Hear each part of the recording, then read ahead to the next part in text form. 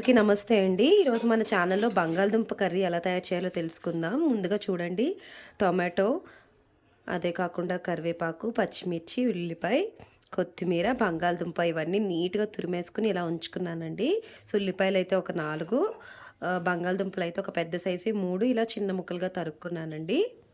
మనం కర్రీకైతే ప్రిపేర్ చేయడానికి స్టార్ట్ చేసినాం. కొంచెం ఆయిల్ అయితే వేసి హీట్ చేసుకుంటున్నామండి నీట్‌గా. ముందుగా మనం చూడండి పచ్చిమిర్చి అయితే వేసుకుంటున్నాము. సో పచ్చిమిర్చి వేగిన తర్వాత వెంటనే మనం ఉల్లిపాయ కూడా వేసేసుకోవాలండి ఇలా నీట్గా.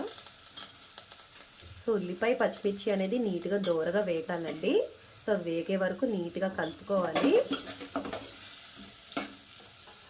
మనకి చాలా మంచిదండి పొటాటో, చిన్నపిల్లలు కూడా చాలా ఇష్టంగా తింటారు.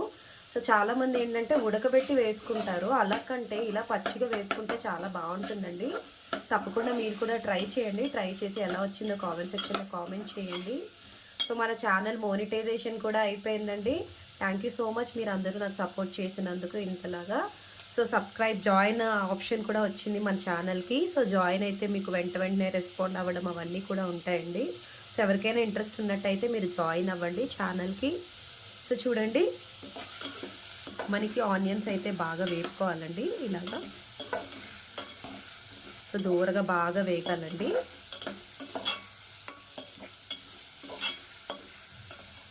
చూసారు కదా. సో చూడండి ఇలా కలుపుకోవాలి నీట్గా. చూడండి మనకి ఆనియన్స్ అయితే చాలా దూరగా వేగిపోయాయండి. సో ఇలా వేగితే సరిపోతుంది. ఈ టైంలోనే మనం టొమాటోస్ కూడా వేసేసుకోవాలండి. సో చూడండి టొమాటోస్ కూడా వేసేసుకుంటున్నాము. టొమాటోస్ చాలా మంచిదండి, కర్రీ కూడా టేస్ట్ జ్యూసీగా వస్తుంది. చాలా బాగుంటుంది టొమాటోస్ వేయడం వల్ల.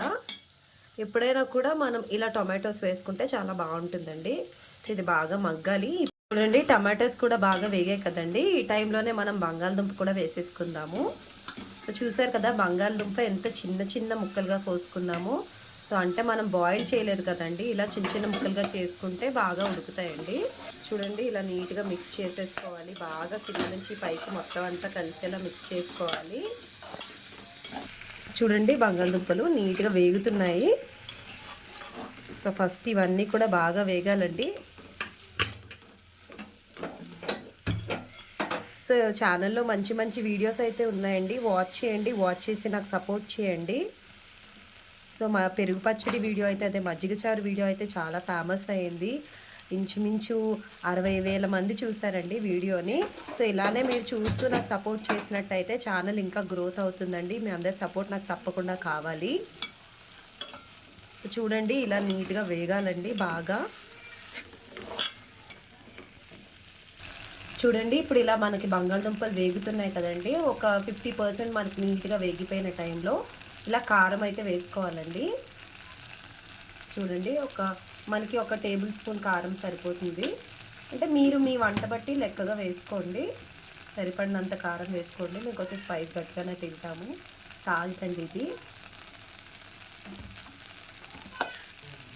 సాల్ట్తో పాటు కొంచెం పసుపు కూడా వేసుకోవాలండి. చిటికెడు పసుపు వేసుకుంటున్నాను చూడండి.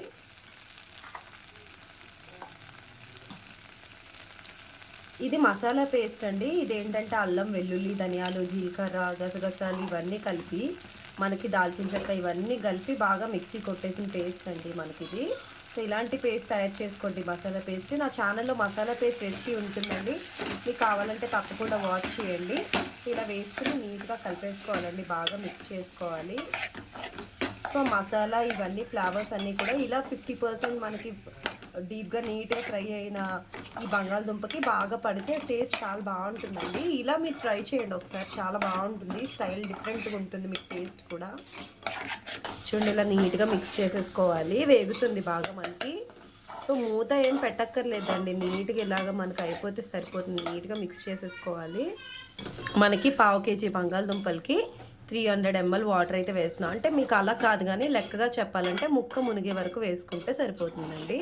సో చూడండి మనకి ఎప్పుడైతే వేస్తామంటే మనకి మసాలా పేస్ట్ అది వేసాం కదండి, అది బాగా వేగిన తర్వాత అప్పుడు మనం వాటర్ అయితే వేసుకోవాలండి, లేదంటే పచ్చి వాసన అయితే వస్తుంది.